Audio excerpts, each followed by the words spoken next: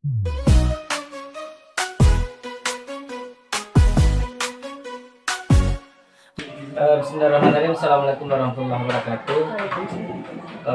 Yang terhormat Pak Ibu Fasil dan Bu PP, pada hari ini saya akan melaksanakan tugas aksi nyata modul 2.3, yaitu praktek coaching dengan rekan sejawat.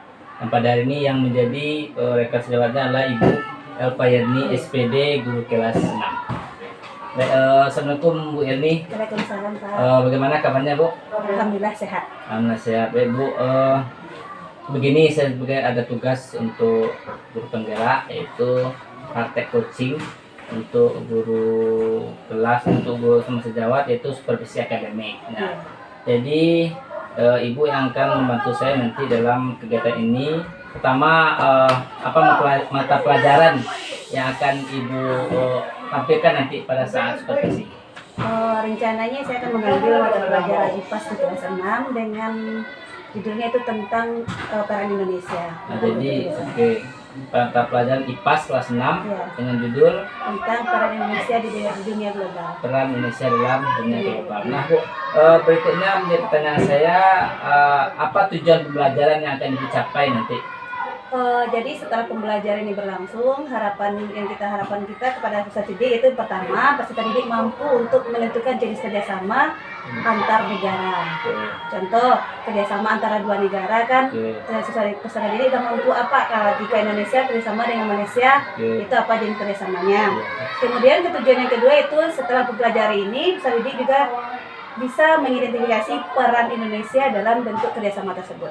Jadi tujuan belajarannya tentang jenis kerjasama, kerjasama dan peran Indonesia dalam kerjasama tersebut. Kemudian area pengembangan yang ingin dicapai nanti apa dalam pembelajaran tersebut? Jadi area yang dicapai dalam pembelajaran ini yang pertama sekali adalah tentang pengetahuan siswa. Dengan dia mengetahui bentuk-bentuk kerjasama, dia nanti bisa identifikasi jenis-jenis kerjasama yang dilakukan oleh Indonesia dengan negara-negara lain. Oke, baik. Nah, untuk mencapai itu, apa kira-kira strategi yang Ibu siapkan agar pembelajaran Ibu itu tercapai nanti, Ibu? Jadi dalam strategi pembelajaran yang akan dilakukan besok, observasi atau supervisi, yang pertama yaitu menggunakan model pembelajaran program based learning atau PBL. Itu yang pertama itu nanti siswa diorientasikan pada suatu masalah. Setelah itu sudah berikan masalah, siswa diorganisasikan untuk belajar. Setelah belajar, gurunya nanti membimbing penyelidikan yang akan dilakukan siswa dalam kelompok. Kemudian lanjut kegiatan selanjutnya itu mengembangkan dan menyajikan hasil dari kerjasama yang dihasilkan oleh siswa tersebut. Terakhir itu nanti menganalisis dan mengevaluasi tugas yang dikerjakan siswa secara kelompok. Baik, untuk strategi yang kedua Bapak, yaitu kami nanti akan menggunakan media berupa PowerPoint yang menyajikan berupa mungkin jenis kerjasama ditampilkan terlebih dahulu supaya siswa bisa mengetahui mana yang regional, bilateral, dan sejenisnya. Yang ketiga yaitu strategi yang ketiga nanti menggunakan asesmen sumatif dengan menggunakan web educaplay yang nanti permainan tersebut bisa menggunakan teknologi yang akan meningkatkan kemampuan siswa kita. Oke, nampaknya udah siap sekali Bu ya. Nah, kira-kira kapan kita mulai Bu? Tanggal berapa saya akan masuk supervisi kelas Bu? Rencananya itu besok Pak, itu hari Kamis tanggal 14 November 2024. November 2024. Nah Bu, setelah nanti praktek di Jumatnya tanggal 15 kita akan sekarang pra-observasi, tanggal 14-nya observasi dan tanggal 15 nanti kita pasca observasi akan didampingi oleh Ibu PP ya, Ibu PP kami Ibu Sulastri SPD ya. Jadi terima kasih banyak Bu atas kerjasamanya. Sampai jumpa besok kita tanggal 14 di kelas 6. Dan demikian Bapak Ibu praktek coaching pasca observasi saya. Terima kasih Bu, kita tutup dengan billahi. Assalamualaikum warahmatullahi wabarakatuh. Waalaikumsalam. Terima kasih Bu ya.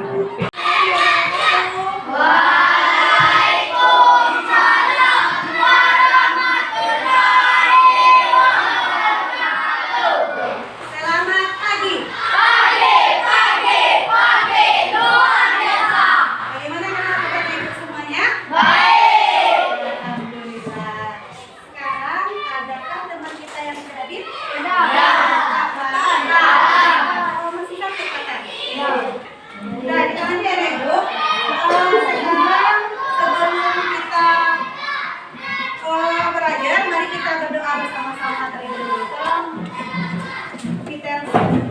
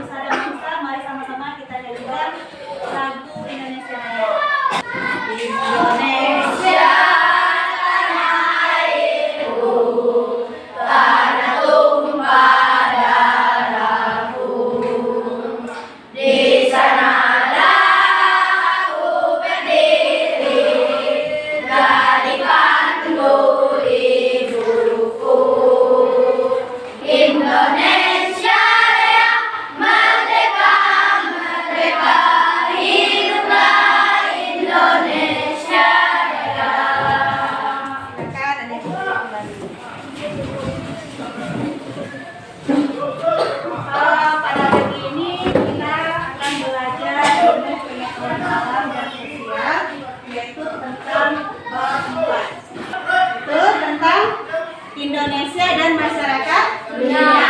Jadi pada pagi ini tujuan pembelajaran kita yaitu ada dua tujuannya. Yang pertama, setelah kita nanti belajar, anak-anak bisa menentukan jenis kerjasama antar negara. Yang kedua, setelah kita belajar nanti, kita anak ibu itu semua bisa mengidentifikasi peran Indonesia dalam kerjasama internasional. Itu dua tujuan pembelajaran yang akan kita capai pada hari ini. Untuk itu, supaya tercapai tujuan pembelajaran, mari kita ikuti pembelajaran dengan baik. Sampai sini yang mau bertanya? Udah? Sudah? Jadi kalau udah, pada pagi ini Ibu sebelum kita mulai pembelajaran Ibu mempunyai dua pertanyaan. Siapa yang bisa menjawab? Silakan nanti angkat tangan. Ya. Pertanyaan pertama, apa yang anak ibu ketahui tentang kerjasama? Yang bisa silakan angkat tangan.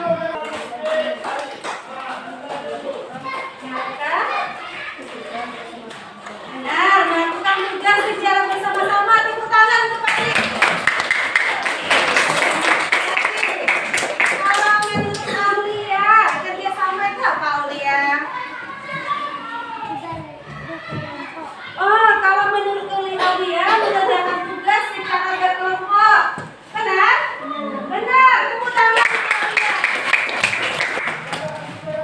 Pertanyaan yang kedua, pernahkah anak ibu melihat di HP, di internet antara negara kita bekerja sama dengan negara lain? Pernah nggak lihatnya? Hah? Siapa yang pernah melihatnya? Siapa yang angkat tangan? Pernah yang melihat Indonesia bekerja sama dengan negara lain? Abi, di mana ibu Abi lihat di HP? Contohnya tahu Abi kerjasamanya? Bagus. Kata Abi, contohnya Indonesia bekerja sama dengan Cina. Benar, tepuk tangan untuk Abi. Ya, sekarang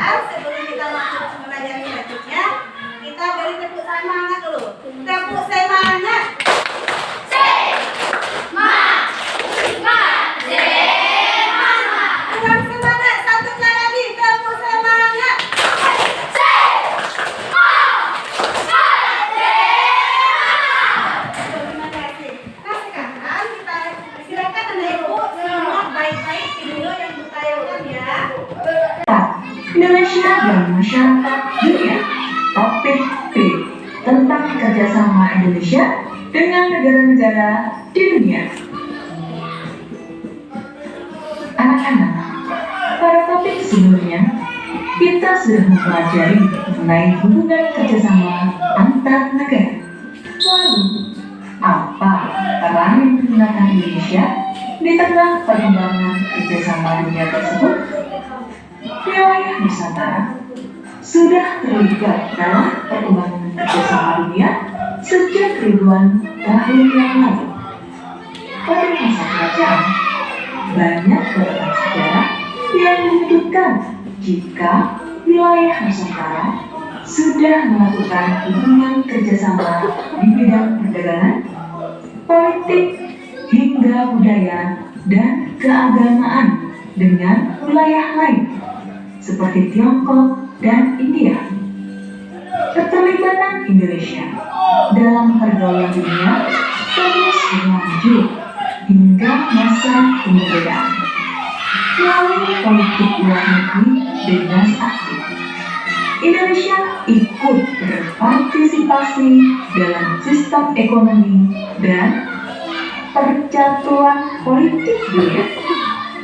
Sebagai negara yang beradab, Indonesia menjalin hubungan luar negeri dengan menjunjung tinggi nilai-nilai persahabatan, saling menghormati, tidak mencampuri urusan dalam negeri negara lain, serta menolak menggunakan segala bentuk tindakan kekerasan. Salah satu peran Indonesia dalam kerjasama dunia yaitu ikut mendirikan lembaga internasional sebagai sarana dalam mewujudkan kepentingan bersama. Video tadi yang Ibu simak, ada Indonesia melakukan kerjasama dengan negara-negara lain. Nah, yang tadi yang kita simak, dengan negara apa Indonesia bekerja sama? Dari tayang video saja ya. Sipa, dengan negara Tiongkok. Bagus, tepuk tangan untuk Sipa. Jadi selain Tiongkok, Nabila, dengan negara Cina, dengan negara India. Bagus, tepuk tangan. Berarti kita tadi ada Indonesia bekerja sama dengan Cina, India, dan beberapa negara lain juga. Itu tentang kerjasama. Sekarang pertanyaan selanjutnya, apa peran Indonesia dalam kerjasama ASEAN? Siapa yang bisa? Siapa? Rita? Menjaga perdamaian kalau menurut kita. Boleh, yang lain? Yang lain, bagus kita. Menjaga kesatuan, boleh, bagus. Sandra, ada yang lain? Ada yang lain? Nah, nanti kita bahas ya. Sekarang silakan anak ibu duduk sesuai kelompok yang sudah dibagi. Silakan. Beri waktunya 1 menit ya, paling lama. Silakan. Sudah selesai? Nah, nanti ibu bagikan tugasnya ya.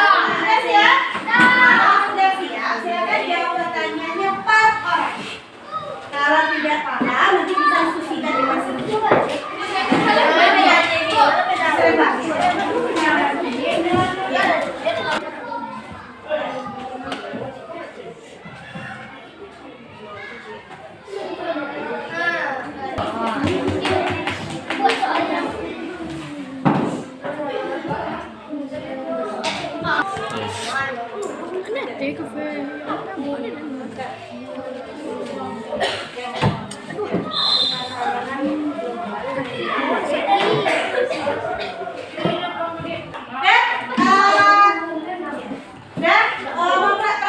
sebentar ya.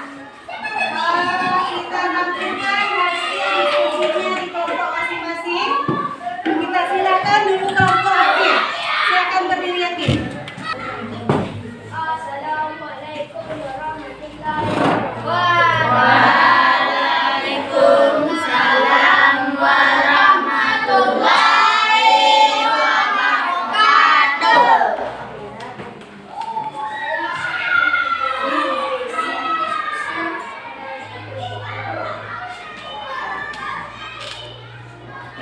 Satu, bagaimana peran Indonesia dalam kerjasama internasional? Peran Indonesia yaitu mendirikan lembaga internasional sebagai sarana dalam mewujudkan kepentingan bersama. Lembaga tersebut bernama ASEAN atau ASEAN atau Perhimpunan Bangsa-Bangsa Asia Tenggara. Selain itu, Indonesia juga berperan di lembaga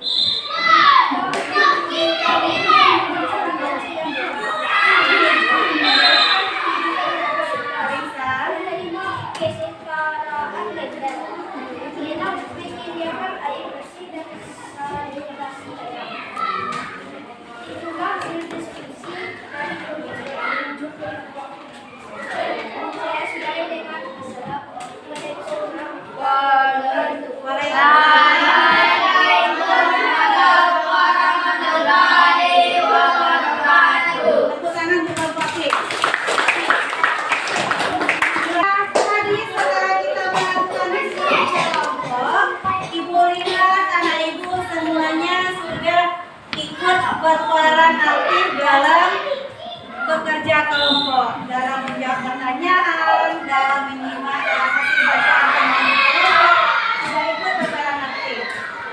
Dalam menjawab soal pun juga demikian, anak ibu juga sudah menjawab soal dengan baik dan benar. Apa yang ibu tuju itu sudah tercapai semuanya. Jadi mudah-mudahan pembelajaran kita seperti ini berjalan terus-menerus.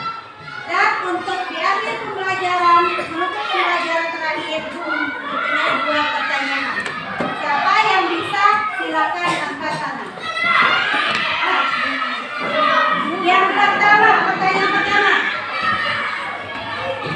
Apa nama politik luar negeri Indonesia? Bebas aktif. Nabila? Iya, tepuk tangan untuk Nabila. Selanjutnya, coba sebutkan dua peran Indonesia dalam kerjasama internasional.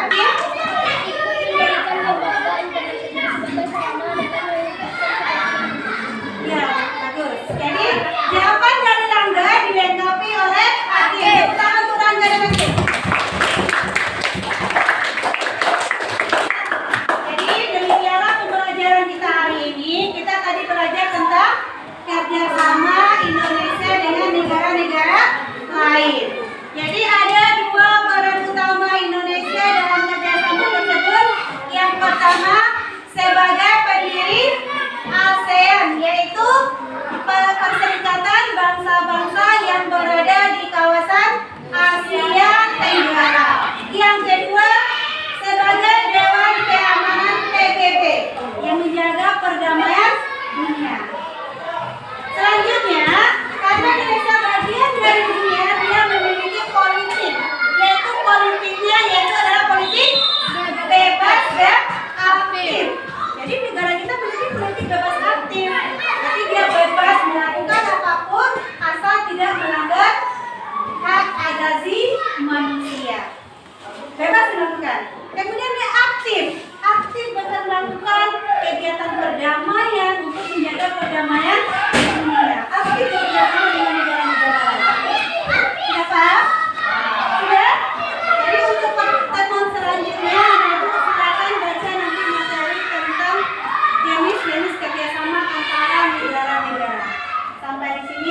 pembelajaran kita cukupkan, kita ucapkan alhamdulillah.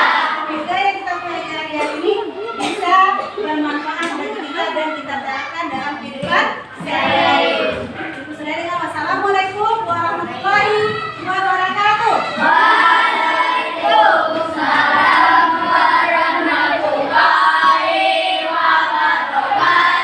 Bismillahirrahmanirrahim. Assalamualaikum warahmatullahi wabarakatuh. Waalaikumsalam. Baiklah Bapak Ibu, hari ini adalah kegiatan pasca observasi dengan saya Sahmi Rizal CGP Angkatan 11 Kabupaten Pasaman, dengan guru yang saya observasi itu Ibu Elvairni SPD, dan pada hari ini kita didampingi oleh Ibu PP Ibu Sulastri SPD.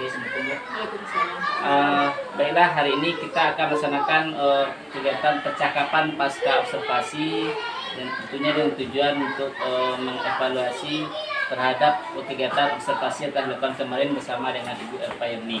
Baik, mungkin kita langsung saja. Ibu Elvairni, apa kabar? Alhamdulillah sehat. Alhamdulillah sehat. Begini Bu, tentang kegiatan yang kita lakukan kemarin, pertama sudah pra observasi, Ibu sudah rencanakan kegiatannya, sudah dijabarkan dan apa pengembangan yang akan dilakukan. Kemudian kemarin kita sudah lakukan observasi kelas, sudah dilaksanakan PDP. Nah, pada hari ini kita sampai pada pasca observasi. Nah, sebelumnya saya mau tanya dulu Bu, bagaimana perasaannya kemarin ketika observasi yang saya dampingi di dalam kemarin? Gimana Bu? Kalau menurut saya setelah observasi perasaannya senang. Kenapa demikian? Karena dalam observasi tersebut saya bisa mengkreasikan media, kemudian metode pembelajaran dengan menggunakan model pembelajaran yang PBL. Oke, alhamdulillah berarti senang Bu ya. Alhamdulillah. Baik Bu, dalam pelaksanaan observasi kemarin, apakah Ibu menemui mungkin hambatan-hambatan ketika pelaksanaan? Kebetulan pas observasi kemarin hambatan yang saya hadapi yaitu hambatan yang pertama itu masalah teknis, di mana teknisnya saya kurang persiapan dalam menyiapkan masalah audionya. Jadi pas pelaksanaan di observasi, jadi audionya itu kehabisan baterai, mungkin kelupaan dalam untuk persiapan. Sedangkan kalau untuk pelaksanaan, kalau kendalanya tidak berarti. Maksudnya tidak berarti hanya kendala-kendala mungkin peserta didiknya mungkin yang ada di antara sekian banyak ada 1 atau 2 orang yang kurang aktif. Oke, saya juga melihat kemarin, cuman walaupun teknisnya bermasalah, Ibu ada solusinya kemarin kan, tidak masalahkan audio yang kurang, tapi tetap kegiatan terlaksana dengan baik. Kemudian Bu, dari kendala-kendala tersebut, hambatan tersebut, apa penyebabnya kira-kira kemarin? Yang kalau masalah teknis itu yang pertama itu salah human error, yang berarti kesalahan dari diri saya sendiri karena kurang persiapan dalam metode kegiatan observasi tersebut. Kalau masalah ada anak-anak 2 atau 3 yang kurang aktif, itu mungkin dalam pengelolaan kelasnya yang masih kurang harus perbaiki. Jadi mungkin saya menganggap flashback sedikit Bu dalam kegiatan tersebut, bisa ceritakan kembali mungkin langkah-langkah yang Ibu lakukan kemarin. Jadi pas di kegiatan pembelajaran saya menggunakan kan metode pembelajaran PBL, di mana di langkah-langkah pembelajaran itu pertama sekali yaitu siswa diorientasikan pada suatu masalah. Kemudian di mana itu kegiatan itu saya menyajikan sebuah video pembelajaran. Dari itu nanti setelah siswa menyaksikan video pembelajaran nanti timbullah beberapa pertanyaan. Saya bikin beberapa pertanyaan. Nampaknya dalam kegiatan tersebut siswa sudah aktif. Oke, jadi itu sudah langkah-langkahnya sudah laksanakan dan beberapa kendala hambatan tadi teknis. Iya. Kemudian ada 1-2 orang anak yang kurang aktif. Jadi dalam mencari solusi dari hambatan tersebut, kalau penyebabnya sudah disampaikan tadi kan, karena mungkin kurang perencanaan, satu lagi anak itu mungkin kurang pengelolaan segala macam. Kedepannya gitu, bagaimana Ibu mengatasi hambatan tersebut? Jadi kalau untuk kedepannya perbaikan yang saya lakukan sendiri, yang pertama sekali itu yaitu melakukan persiapan terlebih dahulu sebelum observasi dilakukan. Jika untuk mengatasi siswa yang kurang aktif itu mungkin saya akan lebih melibatkan beliau-beliau tersebut dalam kegiatan pembelajaran agar mereka aktif. Jadi masalah teknisnya persiapannya Mbak ya. Dan tentang mulanya sudah disiapkan. Nah, kira-kira solusi yang akan Ibu laksanakan itu kapan rencananya mau akan ditindaklanjuti?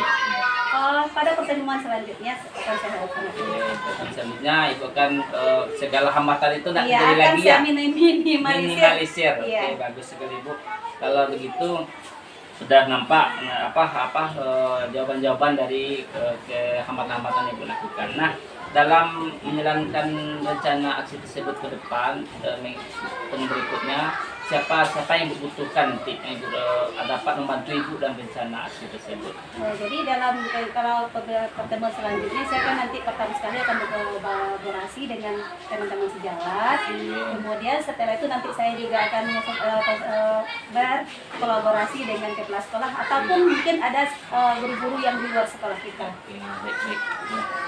Alhamdulillah, nampaknya mungkin sesuai juga dengan catatan saya, Ibu sudah mampu Ibu melaksanakan rencana yang Ibu laksanakan kemarin, walaupun ada sedikit kendalanya, dan sekarang sudah dapat juga solusinya sehingga ke depan kendala tersebut tidak ada lagi atau dapat kita minimalisir. Nah Bu, pertanyaan terakhir mungkin kegiatan supervisi akademik ini menurut pendapat Ibu apa manfaatnya lah bagi Ibu dilakukan kegiatan ini?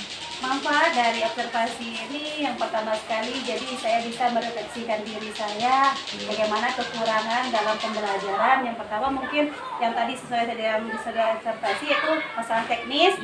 Dengan demikian nanti saya untuk pertemuan selanjutnya akan meminimalisir kegiatan kurang tersebut. Kemudian masalah pengelolaan kelas akan saya kurangi lagi supaya nanti anak-anak bisa terlibat secara aktif keseluruhannya dalam pembelajaran tersebut. Alhamdulillah, berarti kegiatan ini nampaknya sangat bagus Bu ya, bagus untuk tahu kekurangan kita dapat kita perbaiki ke depannya. Jadi Bu, kalau dari saya mungkin terima kasih kerjasamanya, kita sudah laksanakan kegiatan percakapan pra observasi, kita sudah observasi kemarin dan hari ini adalah kegiatan pasca observasi. Mudah-mudahan kegiatan ini membantu pendidikan sekolah kita terkhusus di kelas Ibu ke depannya. Jadi ada apa tuh komentarnya? Masukan dari Ibu? Masukannya mungkin ke depannya Bapak Zal melakukan observasinya bukan sama dirinya aja, mungkin berdampak kepada seluruh sekolah. Mungkin itu saja. Terima kasih Bu Klasik PP. Demikianlah kegiatan kami pasca observasi sebagai tugas saya CGP Angkatan 11 Kota Saman modul 2.3 supervisi akademik. Mudah-mudahan apa yang telah kami lakukan berdampak positif bagi pendidikan sekolah kami, dan saya tutup dengan bacaan hamdalah. Assalamualaikum warahmatullahi wabarakatuh. Waalaikumsalam. Terima kasih Bu ya, terima kasih.